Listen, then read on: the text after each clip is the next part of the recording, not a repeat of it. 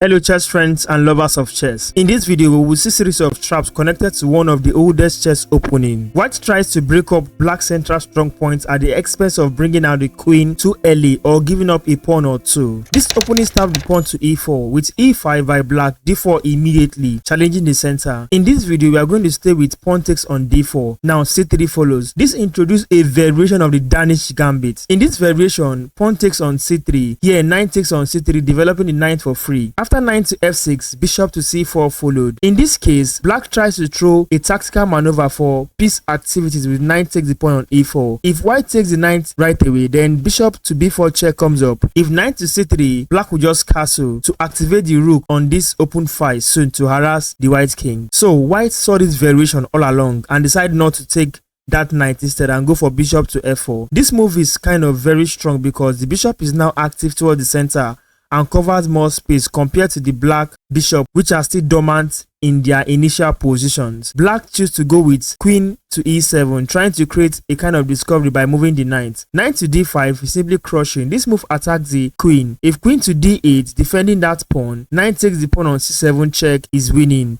After king to e7, queen to d5. This is simply crushing for white. In this second trap, e4, e5, d4 followed. Pawn takes c3, pawn takes on c3. Bishop to c4 right away. There is a delay of developing the knight instead. This allows black to take the pawn on b2. Bishop takes on b2, activating the two bishops. Just check out how solid the bishops are towards the king side from the white perspective. If d6 comes up, here knight to f3 should follow. After knight to f6, going after this pawn in the center. Castle, keeping the king safe and also still trying to give up one more pawn. If knight on b to d7, e5, very aggressive, attacking the knight.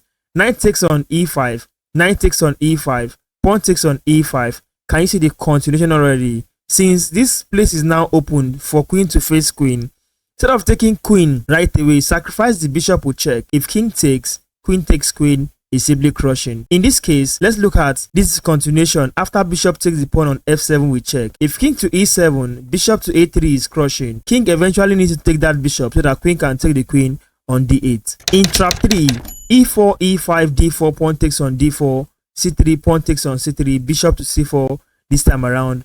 After pawn takes on b2, bishop takes on b2, queen to g5 comes up. This is where we spice things up.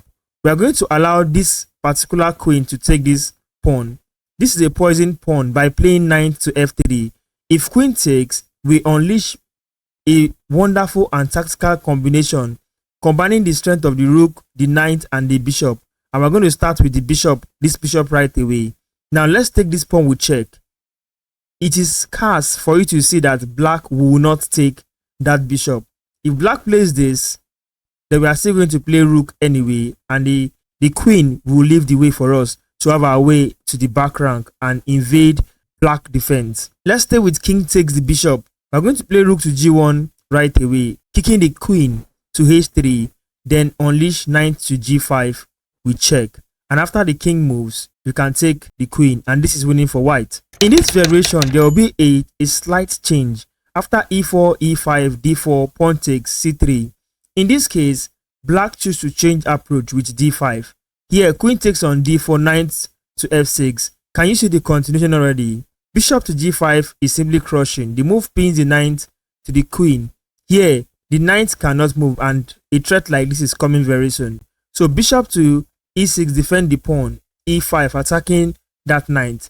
h6 counter attacking the bishop. This move is late because we already have the upper hand, the power of the next move, and that is pawn takes f6.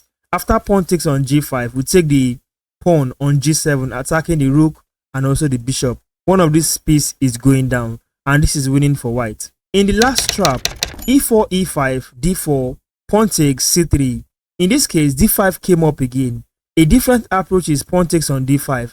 After queen takes, knight comes out to activate the knight and supporting the attacking the center.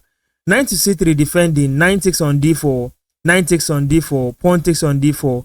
After knight to f6, knight to c3 attacking the queen. It is a big mistake for black to continue with bishop to b4. Can you see why? Because there is queen to a4 crushing. After the king moves, we can take this with check. Thank you for watching. If you've enjoyed this video, do not forget to subscribe to my channel for more. If you want to know more in depth on the Danish Gambit, watch this video right here.